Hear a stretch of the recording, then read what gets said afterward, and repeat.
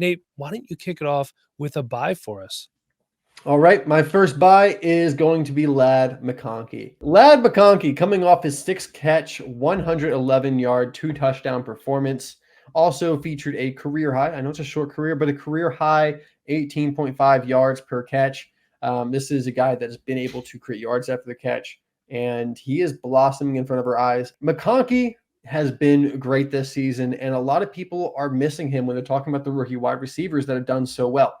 Let's look at Ladd McConkey's ranks among the rookie wide receivers this year. All right. He is 3rd in receptions, 5th in yards, and 2nd in touchdowns. Pretty good. Top 5 in all those categories. Let's also look at Yak Rec. We know we love that, Mike. Yards after catch per reception, he's 5th in. Yards per route run, he is 5th in. But maybe the most intriguing thing here is Ladd McConkey leads all rookie wide receivers in missed tackles force after the catch with 8. And second place is 5. So he's got quite the lead there. He is someone that in college was able to make people miss after the catch. He actually plays about 70% inside, 30% outside. He is not just a slot receiver, and he's on the field for 95% of the plays. Because when they need to put someone on the outside, Ladd McConkey goes outside. He's not a guy who's limited to the slot, only limited to 3 wide receiver sets like we see with other slot wide receivers. Ladd McConkey is the wide receiver 1 for the Chargers and for Justin Herbert. And I want some of that. I want that going forward. I don't think Jim Harbaugh is someone who's going to bring in a lot of wide receiver competition moving forward either and fill this wide receiver room with talent and first-round draft picks. So Ladd McConkey should be the guy for the next couple years for this team. And his biggest competition at this point, Quentin Johnston, Jalen Reagor. Come on. And yeah, Quentin Johnston started out the season pretty hot. Hasn't been playing. He's got some sort of injury going on right now. Yeah. And that's why Jalen Reagor's playing. You know, you're a first-round pick, and you get a long NFL career no matter how terrible you are. Treadwell was getting picked up until like 2 years ago still to practice squads and training camps. But one of the reasons I love Ladd McConkey so much is it doesn't cost you that much to go get the wide receiver 1 for, one of the top quarterbacks in the NFL. And this is also a team that's been passing a lot more. So I think we're getting a good value here. Let's look. Isaiah Pacheco. You were saying Isaiah Pacheco for Ladd McConkey. Yeah, that's a deal I would love to make. I've never been a huge Isaiah Pacheco fan myself, but obviously when he's healthy, he is productive. But right now I'm going to make that because, with everything Ladd's doing, Pacheco's hurt right now, and Kareem Hunt seems to have a good grasp on that running back room. So I'll make that deal if I'm pushing for, the playoffs. Nice. The next deal I got here, Jameis Winston. He looked good, 3 for 350 yards against the Ravens defense, which is one of the worst pass defenses in the league. So is it real? Is it not? I guess we'll have to wait and see, but give me Ladd McConkey. Team dependent for me. If I've lost a lot of quarterbacks or I just have quarterback issues and I think my team is good otherwise, I might stick with Jameis. He's going to throw for a lot of yards every week. Yep. He's going to throw some picks too, but that one is more situational for me if I'm trying to make a push. All right, and then this one's a little interesting, Mike, and I want your contribution here. What if we downgraded from Rashee Rice to Ladd McConkey? What can we get on top of Ladd McConkey? You think we can get a second-round pick on top of him? It's going to depend on teams. If one's, you're looking for teams headed in 2 different directions here. Maybe. I know you could easily get a third, but a second might be a little harder. You might have to give back a third, later-round pick. Yeah, maybe something like that. I agree with the thought process here, moving Rashee Rice, an injured player, for and I think part of the problem too is there was a lot of people that thought very highly of Ladd McConkey before and during the draft process. So it's going to be hard to move him, but I could understand going from an injured player again to one still young and is producing. Easily a third, a second, you'd have to give a little bit up for. All right, let's move on. Let's talk about my sell. And if I'm rebuilding at all or out of the race, doesn't matter. I want to move on from Raheem Mostert. You know what? I might just even want to move on from Raheem Mostert if I'm competing as well. Because in this last game, Nate, 9 carries for 19 yards. He did have 2 touchdowns. I'll talk about that. 1 catch for 11 yards. The receiving stat line is the one that confused me. He's a pretty good receiving back. He's only played in 4 games this year, Nate. He missed 3 games with a chest injury. He rushed for 50 yards versus the Colts in week 7, but only over 50 yards one other time, and that was week 5 against the New England Patriots. And right now, to be startable, he is extremely touchdown dependent, and it's really hard to bank on that unless you're in a best ball league. And this is Dynasty and not a Dynasty best ball podcast, so that's kind of irrelevant. Devon Achane is the guy there. I did say a couple weeks ago, buy Jalen Wright. I still stand by that. Sell Raheem Mostert to get out of it if you have to. But Nate, the important thing is, what are we doing? What are we getting for him? I saw multiple trades by my friends over at Fantasy Calc, a 25 third. I'm okay with that if you're rebuilding. If you're competing, I'll keep on holding on to Mostert just in case. Who knows how that backfield works out with injuries and things. Yeah, Mostert finds the end zone pretty often. he does. And if I'm competing, unless I'm going to get a player for him, I don't want the pick because then he might be a spot starter for me at some point with the way the running back position. Like Isaac Garendo, if you drafted him, all of a sudden he's viable. Trey Palmer is another one. I'm going to pass on Trey Palmer. Are you? I like Jalen McMillan down there. So here's another one. Aaron Jones for Ricky Pearsall and Raheem Mostert. I will take the Pearsall Mostert side here. I'm not a huge fan of Ricky Pearsall myself, but with Brandon Ayuk out for the season, he's going to have opportunity moving forward. And Aaron Jones, I believe, is 30 years old. So I understand he's been more consistent, playing much better production-wise than Mostert, but I'll take the package unless I really need a competing running back. I guess I would as well. I mean, Pearsall. I don't think I would even move Pearsall for Aaron Jones, to be quite honest. Yeah, I mean, it depends on how desperate you are to try to win this league. You know what I mean? Pearsall hasn't done much, and of course he got shot. I get it. But in the 2 games he's played, what do we got here? 7 catches, 59 yards. So you're not really starting him. George Kittle is the guy that you really want on that offense right now. All right, Nate, give me another sell. All right, I got one for you, and it breaks my heart, but J.K. Dobbins. I'm moving on from J.K., and I have good reason. I love this guy. I've rooted for him for many, many years, but injuries catch up to you, man. So J.K. Dobbins in this last game against the Saints, 17 attempts for 57 yards, 1 touchdown, did catch 4 passes for 11 yards, totaling 16.8 fantasy points. Pretty good showing. You put him in your RB2 spot, RB1 spot, you're happy with that kind of production. But let's take a step back. The Saints were the 5th worst team against the run. So it was a great matchup for him. He did what we should expect. But if you look at how this season has gone so far, there is a very concerning trend with J.K. Dobbins. The fantasy production has got there because of some touchdowns, some receiving work. But boy, he started strong with 130 yards in both games against the Raiders and the Panthers in the first 2 weeks. But Mike, the Raiders and the Panthers, okay?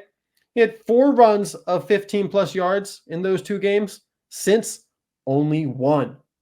The Raiders are 19th against the run, and the Panthers are literally the worst team in the NFL against the run. So J.K. Dobbins looked really good first 2 weeks of the season against 2 of the worst teams in the NFL, and since has not looked nearly as explosive, nearly as productive, and hasn't even had more than 3.8 yards per carry since week 2 when he played the Panthers. In fact, over his last 5 games, he's averaging 3.16 yards per carry. And like I said, only has had 1 run of 15 yards or more. After having 4 in those first 2 games, that is a pretty obvious disconnect from that production that we saw in the beginning. And I'm ready to move on before it gets worse because there is not a lot of good run defense matchups coming up for J.K. Dobbins and the Chargers. They're going to face a lot of really good run defenses coming up. And I don't think J.K. Dobbins' production is going to look very good moving forward. Also, like I said before with Lad McConkey, this team is passing more over the past 2 weeks. So we are seeing a little bit of offensive shift. I don't think Jim Harbaugh is going to all of a sudden be pass heavy. But what can I get for J.K. Dobbins? I can get a 2nd-round pick. And I am laughing my way to the bank with a 2nd-round pick for J.K. Dobbins. I'm also more than happy to put a 2nd-round pick with J.K. Dobbins to go to first. I saw multiple trades of this kind on Dynasty Daddy yesterday where people were able to package a 2nd with J.K. Dobbins for a 1st. This is one of the best trades you can make all season. And then, Mike, a trade I made myself in one of my leagues, I traded away J.K. Dobbins for Jordan Mason and a 3rd-round pick. Yeah, we still don't know exactly what's going to happen with CMC. Yeah, and even when CMC comes back, who's guaranteeing that he's healthy? That's true. Yeah. I mean, who's guaranteeing Jordan Mason's healthy right now? But they are on a bye, so Jordan Mason, hopefully with that shoulder injury, can heal up. Yeah, for sure. I do not hate the move at all. So I like it. All right, what you got? All right, I got my guy. Oh, you got my guy, Mike. It's a tight end, too. I know you're surprised. I fell in love with this guy.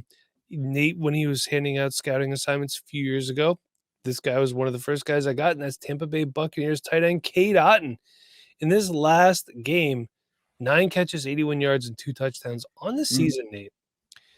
36 receptions, 344 yards, and 4 touchdowns. I do have to say one rush for -4 yards. Want to throw that out there. He's tight end 6 on the year. I figured he'd have a good year. I didn't think it would be a tight end 6 season. I was hoping for lower tight end 1, even an upper end tight end 2. So far, so good. In this past week, he led the team in receptions, targets, yards, and touchdowns from the receiving position. There is a massive opportunity right now.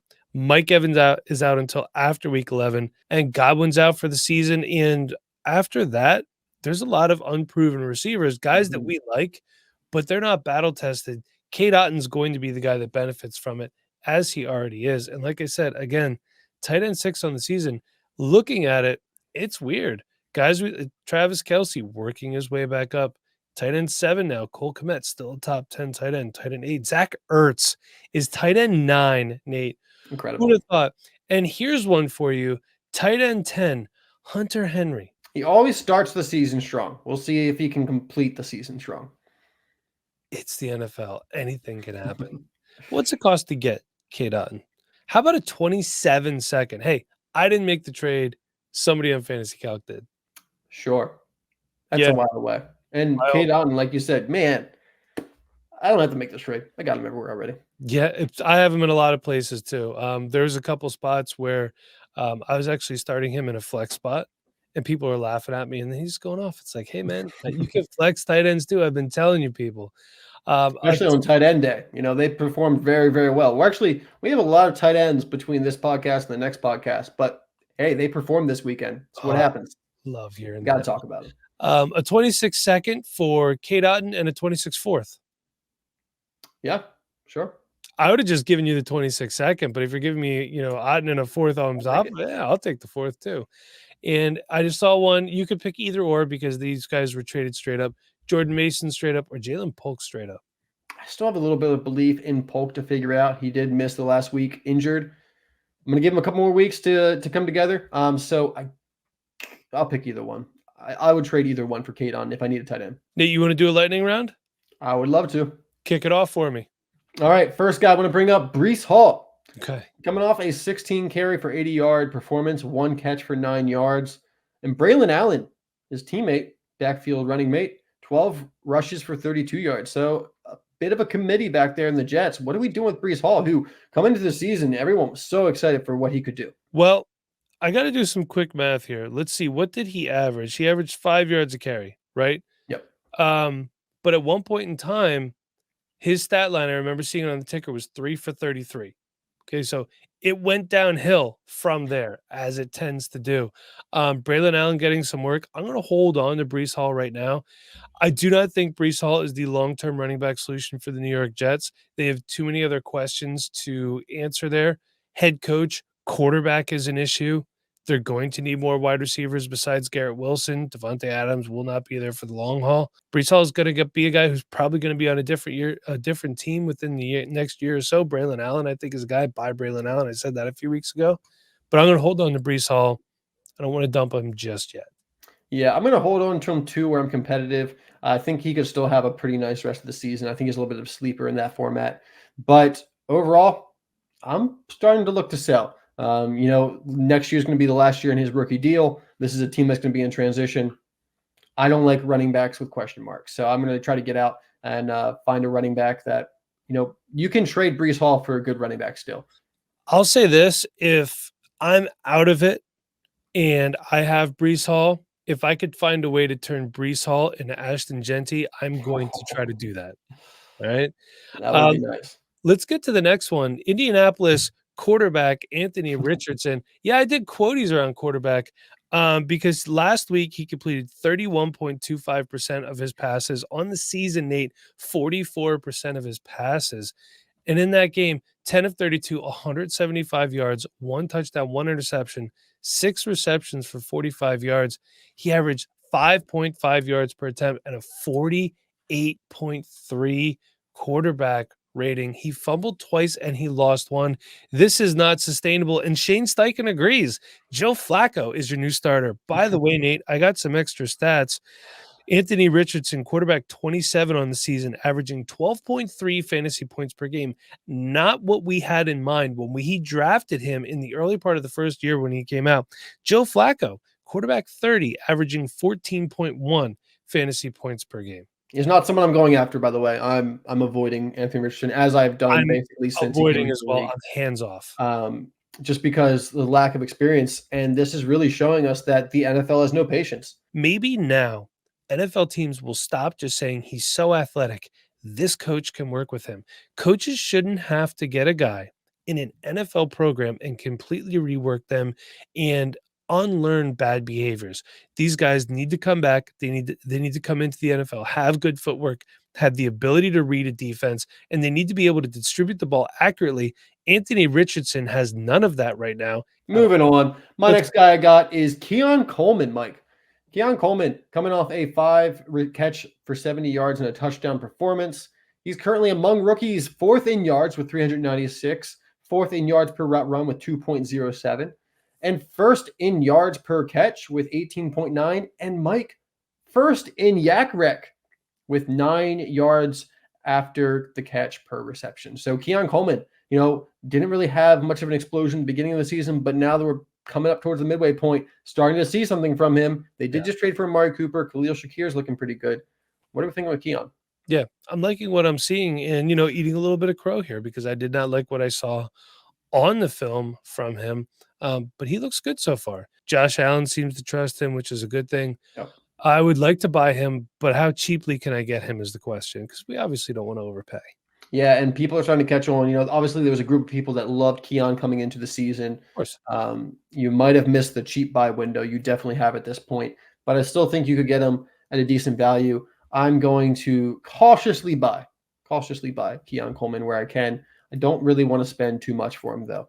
Yeah, I agree with the buy cautiously as well. I like that.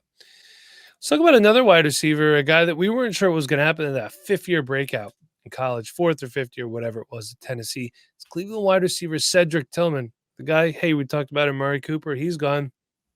In comes Cedric Tillman, 7 catches, 99 yards, and 2 touchdowns versus Baltimore.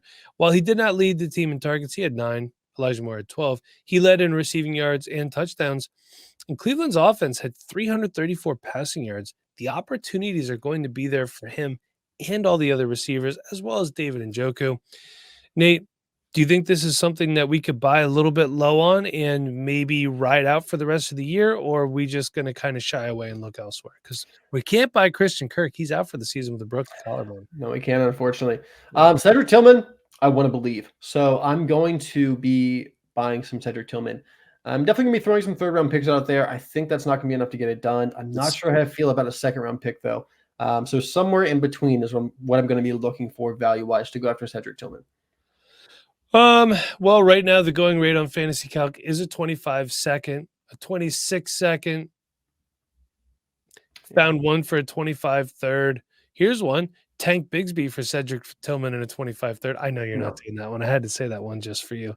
I mean, like I said, I want to believe in Cedric Tillman, but there's also a lot pointing his way that he's a flash in the pan. This offense isn't necessarily the one I want to trust just yet.